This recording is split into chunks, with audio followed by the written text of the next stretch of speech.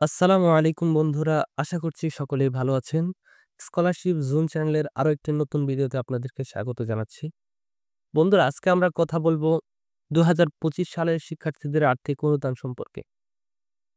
গত ২৯শে ডিসেম্বর মাধ্যমিক ও উচ্চশিক্ষা মন্ত্রণালয় তাদের ওয়েবসাইটে একটি নোটিশ দিয়েছেন, যেখানে বলা হয়েছে ষষ্ঠ শ্রেণী থেকে মাস্টার্স পর্যন্ত সকলে এই শিক্ষা অনুদানের জন্য আবেদন করতে পারবেন। বন্ধুরা, আবেদনের মেয়াদ থাকবে ২৮শে ফেব্রুয়ারি পর্যন্ত। তো বুঝতেই পারছেন, অনেক সময় অবশ্যই আমরা চাইলে আবেদন করতে পারবো। তো বন্ধুরা, চলুন তাহলে দেখে নিই আবেদন করতে আমাদের কি ডকুমেন্টস প্রয়োজন আর কিভাবে আমরা মোবাইল দিয়ে আবেদন করতে পারি। আমরা সকল বিষয়গুলো দেখে নিই। তো এখানে আমরা একটু স্ক্রল ডাউন করলে আমরা নিচের দিকে দেখতে পাচ্ছি এখানে প্রয়োজনীয় পত্র নামে একটি অপশন আছে। তো এখানে সর্বপ্রথম যে ডকুমেন্টসটি চাওয়া হয়েছে সেটি হলো প্রতিষ্ঠান প্রধান কিংবা বিভাগীয় প্রধানের প্রত্যয়নপত্র। আপনি যদি ষষ্ঠ শ্রেণী থেকে দ্বাদশ শ্রেণীর মধ্যে হয়ে থাকেন, তাহলে আপনি আপনার প্রতিষ্ঠানের প্রধান থেকে একটি প্রত্যয়নপত্র নিয়ে নিবেন। অথবা যদি আপনি অনার্স বা তদূর্ধ্ব কোনো শ্রেণীতে পড়াশোনা করেন, তাহলে আপনার ডিপার্টমেন্টের প্রধান থেকে একটি প্রত্যয়নপত্র নিয়ে নিবেন। প্রত্যয়নপত্রটি নেওয়ার পরে আপনি এটিকে স্ক্যান করে রেখে দিবেন এবং এখানে এটিকে শো করতে হবে। তো দ্বিতীয়ত আপনার কাছে যে কাগজপত্রটি চাওয়া হয়েছে সেটি হলো শারীরিক ও মানসিক অক্ষমতা সার্টিফিকেট কপি। বন্ধুরা, এটি প্রযোজ্য ক্ষেত্রে ব্যবহৃত হবে। যদি আপনার শারীরিক কিংবা মানসিক কোনো অক্ষমতা থাকে, তখন আপনি এই সার্টিফিকেটটিও শো করতে পারেন। আর তৃতীয়ত আপনার কাছে চাওয়া হয়েছে অন্যান্য বৃত্তি সম্পর্কিত তথ্য। অর্থাৎ আপনি যদি অন্যান্য কোনো বৃত্তি পেয়ে থাকেন, তো সেই বৃত্তির তথ্য আপনি এখানে শো করবেন। এটিও প্রযোজ্য ক্ষেত্রে ব্যবহৃত হয়।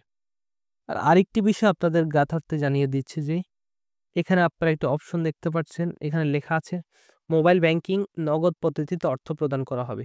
অর্থাৎ আপনার কাছে যে নাম্বারটি চাওয়া হয়েছে, আপনি যে নাম্বারটি দিবেন সেটিতে অবশ্যই নগদ অ্যাকাউন্ট খোলা থাকতে হবে। হ্যাঁ, নগদ অ্যাকাউন্ট আপনার পার্সোনাল হতে হবে, আপনার অথবা আপনার গার্ডিয়ানের। কিন্তু কোনো এজেন্ট নাম্বার এখানে দেওয়া যাবে না। এটি মনে রাখবেন।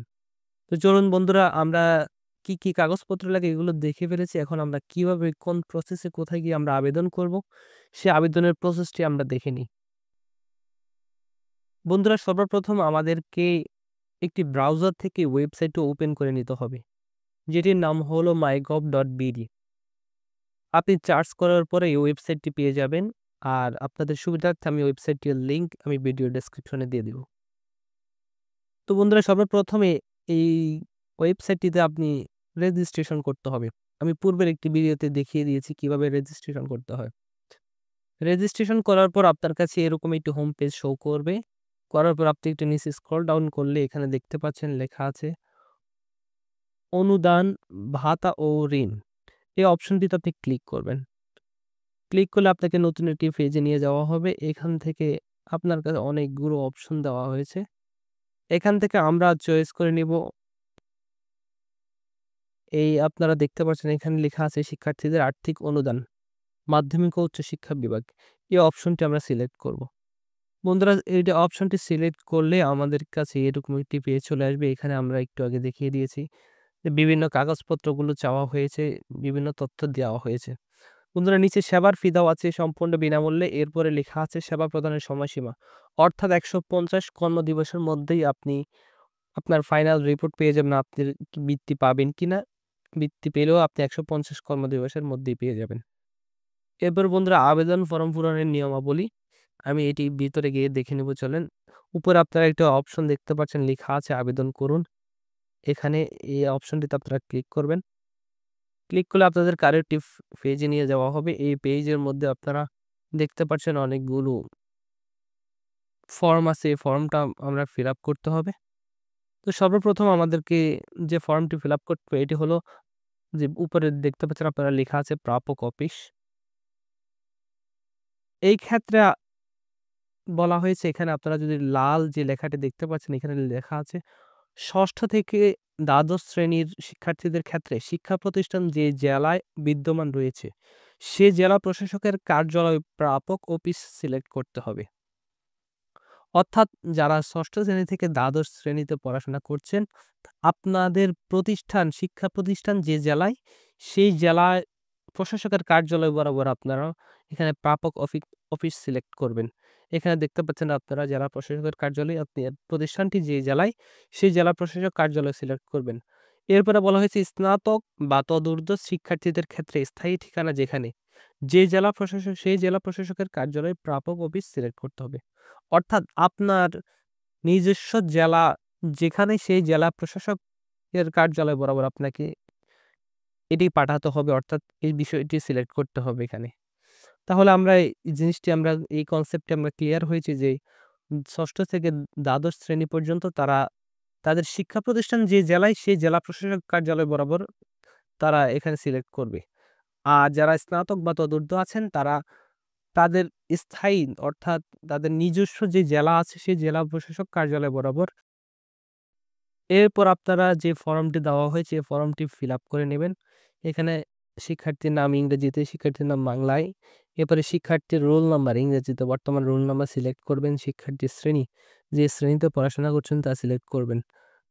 এখান থেকে আপনার শ্রেণী সিলেক্ট করে নেবেন। এরপরে শিক্ষার্থীর জন্ম নিবন্ধন নাম্বার, আপনার জন্ম নিবন্ধন নাম্বার আপনি এখানে লিখবেন। জন্ম তারিখ, পিতার নাম, পিতার পেশা। এরপরে চাওয়া হয়েছে পিতার জাতীয় পরিচয় নম্বর, এরপরে মাতার নাম, মাতার পেশা। এভাবে আপনি এই বাম পাশের যে অপশনগুলো আছে এগুলো আপনার ব্যক্তিগত তথ্য এগুলো ফিল আপ করে নেবেন। ডান পাশে আছে আপনার মাসিক পারিবারিক আয়, আপনার মাসিক পারিবারিক আয় কত আপনি এটা এখানে লিখে নেবেন। এরপরে আপনার ডিভিশন, শিক্ষা প্রতিষ্ঠানের বিভাগ, আপনার শিক্ষা প্রতিষ্ঠানটি কোন বিভাগে সেটি আপনি এখান থেকে সিলেক্ট করে নেবেন। এরপরে শিক্ষা প্রতিষ্ঠান জেলা, কোন জেলায় শিক্ষা প্রতিষ্ঠানটি এটি সিলেক্ট করবেন। শিক্ষা প্রতিষ্ঠানের উপজেলা সিলেক্ট করবেন। এরপরে শিক্ষা প্রতিষ্ঠানের নাম, আপনার শিক্ষা প্রতিষ্ঠানের নাম কি এটি সিলেক্ট করবেন।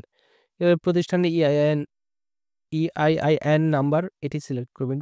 প্রতিটি প্রতিষ্ঠানের একটি ইআইআইএন নাম্বার আছে। এরপরে চাওয়া হয়েছে প্রতিষ্ঠানের স্তর, এটি সিলেক্ট করবেন।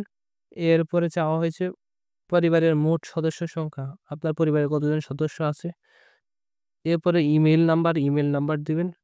শারীরিক ও মানসিক অক্ষমতা যদি থাকে তাহলে হ্যাঁ দিবেন, আর না থাকলে না দিবেন। অন্যান্য বৃত্তি, আপনি যদি অন্যান্য বৃত্তি পেয়ে থাকেন তাহলে হ্যাঁ দিবেন, না হলে না দিবেন। বিশেষ দ্রষ্টব্য, শারীরিক ও মানসিক অক্ষমতা এবং অন্যান্য বৃত্তি এর জন্য সংযুক্তি প্রদান করতে হবে। অর্থাৎ যদি আপনি হ্যাঁ দেন তাহলে নিচে আপনার এখানে অপশন উঠবে, আপনি আপনার কাগজপত্রগুলো এখানে দিবেন। তারপরে চাওয়া হয়েছে আবেদনের কারণসমূহ, আপনি কি কারণে আবেদন করবেন এখানে দেওয়া আছে। তো আপনি এখান থেকে দিতে পারেন, যদি দুস্থ হন দিবেন, তা অথবা মেধাবী হলে মেধাবী সিলেক্ট করবেন, অথবা প্রতিবন্ধী যারা প্রতিবন্ধী সিলেক্ট করবেন। অর্থাৎ আপনি কি কারণে অথবা গরিব আছে আপনি এটা সিলেক্ট করবেন, আপনার কি কারণে আপনি এই আবেদনটি করছেন সেটি আপনি সিলেক্ট করে নেবেন। তারপরে আবেদনের যৌক্তিকতা, অর্থাৎ এখানে আপনার ৩-৪ লাইনের একটা লেখা লিখতে হবে যে আপনি যে আবেদন করতেছেন এই আবেদন করার কারণ কি। তো আপনি এখানে লিখতে পারেন যে অর্থনৈতিক অসচ্ছলতার কারণে আপনি পড়াশোনা করতে পারছেন না, পড়াশোনার ব্যয়ভার বহন করতে পারছেন না, সেই জন্য আপনি আবেদনটি করছেন। তো এইভাবে একটা যৌক্তিকতা লিখবেন। এখানে শিক্ষার্থীর বর্তমান ঠিকানা, শিক্ষার্থীর নিজ বিভাগ, এভাবে আপনি সম্পূর্ণ ফর্মটি ফিল আপ করে নেবেন। বন্ধুরা এখানেই দেখছেন একটি অপশন আছে যেখানে চাওয়া হয়েছে, এখানে সর্বোচ্চ ফাইল আপনার প্রতিষ্ঠান প্রদানের যে অথবা বিভাগীয় প্রদানের প্রত্যয়নপত্র, এই প্রত্যয়নপত্রটি চাওয়া হয়েছে। তো এই প্রত্যয়নপত্রটি আপনারা এখানে সাবমিট করবেন, করে আবেদনটি দপ্তরে দাখিল করে এই অপশনে ক্লিক করলে আপনার আবেদনটি সম্পূর্ণ হয়ে যাবে। তো বন্ধুরা আশা করছি আপনারা বুঝতে পেরেছেন, আপনাদের জন্য সহজবোধ্য হয়েছে। এভাবে আপনারা সম্পূর্ণ আবেদনটি সম্পূর্ণ করে নেবেন। তো ভিডিওটি ভালো লেগে থাকলে অবশ্যই সাবস্ক্রাইব করবেন আর আমাদের পাশেই থাকবেন। ধন্যবাদ।